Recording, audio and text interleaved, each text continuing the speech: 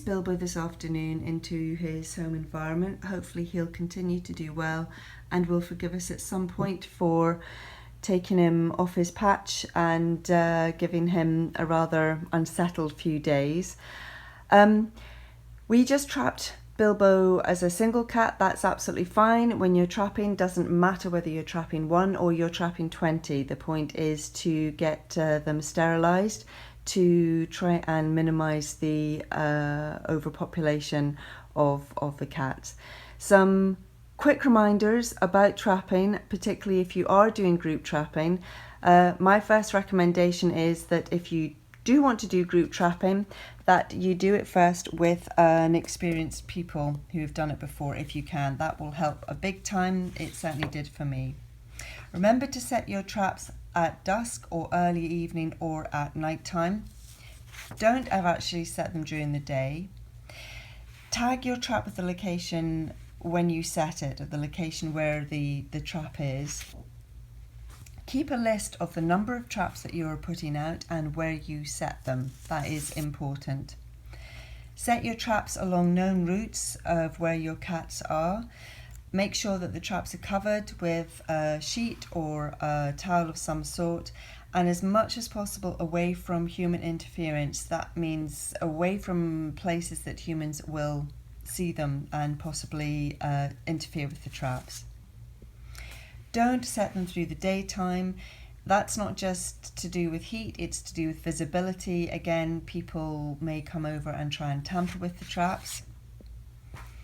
Collect your traps the next morning between 5 and 7. Actually, the earlier the better. Some people will collect them at 3 a.m. But never leave them outside during the day, even if they are empty. Make sure the number of traps that you set are equal to the number of traps that you collect back in. That is very important, so that there is not a trap that's left somewhere, even more so potentially with a cat in it. Make sure that when you take the cats to the vet, in the traps, the vet has the corresponding carrier for each trap that has the corresponding location on it. That way the vet knows the which carrier to put the cat back into. Remind the vet to tip the ears. That probably shouldn't be necessary, but it does no harm to remind them. Once your cats are in post-op, in your recovery area, you want them somewhere warm and quiet. Males generally are kept in for 24 hours, females for 48 hours. Now that, for feral cats, doesn't always happen. But generally speaking, if you can do this, this helps the healing process a lot better. Again, remember to cover the carrier. It keeps them warm and their temperature stabilised.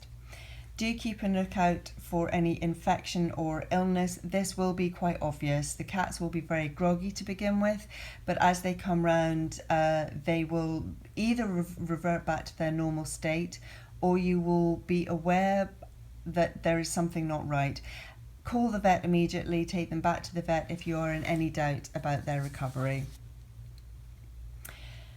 Remember to release them in the same place that you trapped them. That helps them a great deal get back to where they first belonged. And finally, take care yourself. When you're trapping cats, they are going to be frightened, obviously, so don't try and pet them, don't try and handle them, don't put your fingers in traps or carriers to try and soothe them. Just love them from a distance and let the vets get on with any handling of them as is needed. So with that, thank you very much for listening, and obviously Minty is very bored by all of that. Good luck with all sterilizations that you may be doing.